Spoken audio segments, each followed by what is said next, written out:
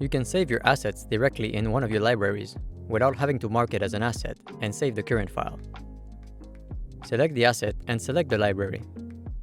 The asset appears directly in your asset library.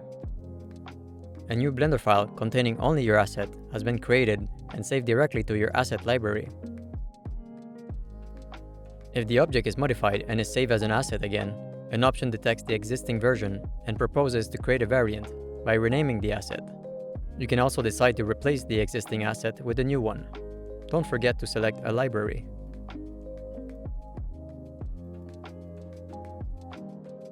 You can also save materials by selecting the material and the library. Don't forget to refresh the asset browser. If you open a new Blender, the assets will be directly available.